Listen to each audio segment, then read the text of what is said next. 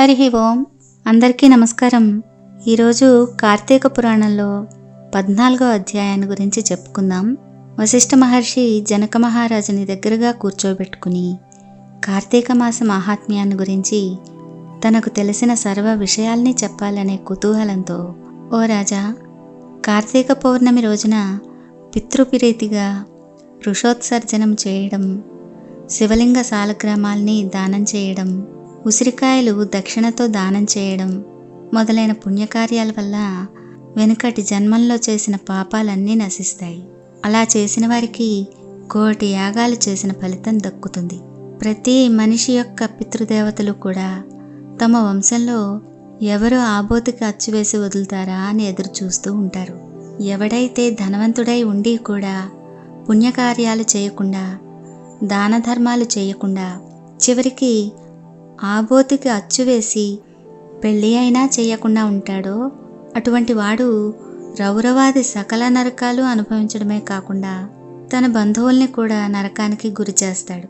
కాబట్టి ప్రతి సంవత్సరం కార్తీక మాసంలో తన శక్తి కొలది దానం చేసి నిష్ఠతో వ్రతం ఆచరించి సాయంకాలం సమయంలో శివకేశవులకి ఆలయంలో దీపారాధన చేసి ఆ రాత్రి అంతా కూడా జాగారముండి మర్నాడు తన శక్తి కొలది బ్రాహ్మణులకి, సన్యాసులకి భోజనం పెట్టిన వారు ఇహపరాలలో సర్వ సౌఖ్యాల్ని అనుభవిస్తారు.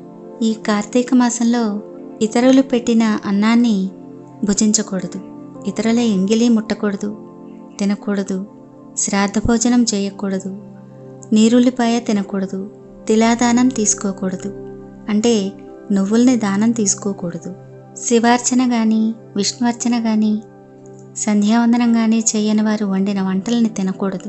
పౌర్ణమి, అమావాస్య, సోమవారం రోజుల్లోనూ, సూర్య చంద్రగ్రహణపు రోజుల్లోనూ భోజనం చేయకూడదు.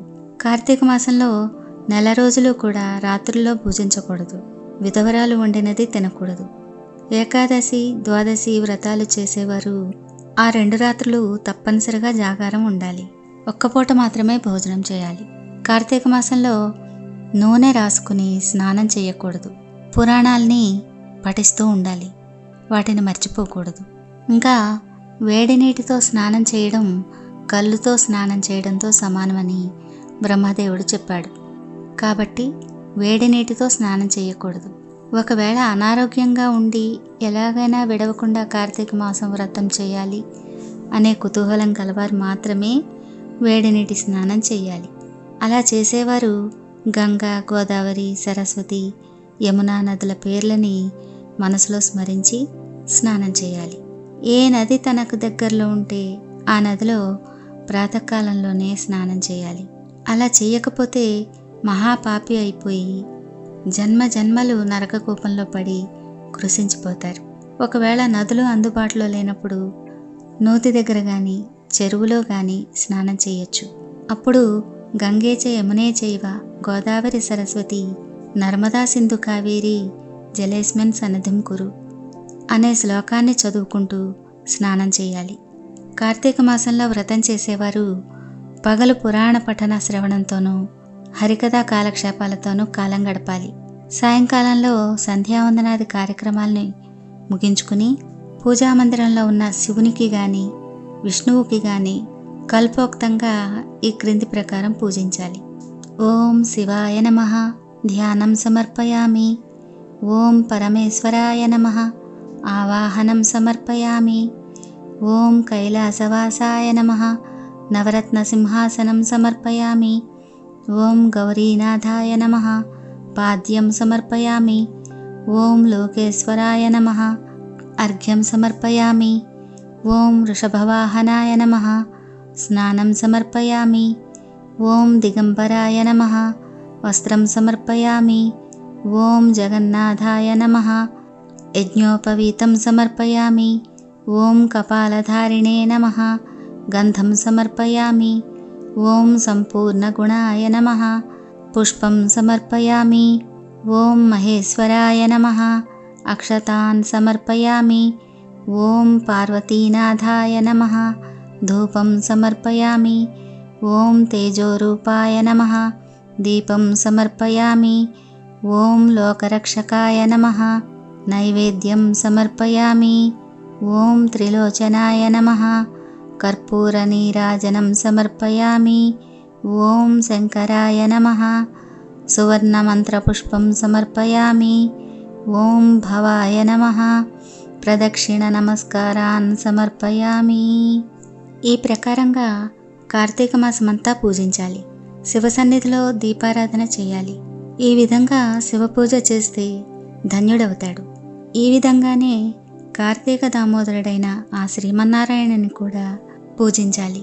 పూజానంతరం తన శక్తిని బట్టి బ్రాహ్మణులకి సమారాధన చేసి దక్షిణ తాంబూలాది సత్కారాలతో సంతృప్తిపరచాలి. ఇలా చేస్తే 100 అశ్వమేధ యాగాలు చేసిన ఫలితం, 1000 వాజపేయి యాగాలు చేసిన ఫలితం కలుగుతుంది. ఈ కార్తీక మాసం నెల రోజులు బ్రాహ్మణ సమారాధన, శివకేశవుల సన్నిధిని నిత్య దీపారాధన, తులసికోట దగ్గర కర్పూర హారతులతో దీపారాధన చేసిన వారికి వారి వంశీయులకి, వారి పితృదేవతలకి కూడా మోక్షం కలుగుతుంది.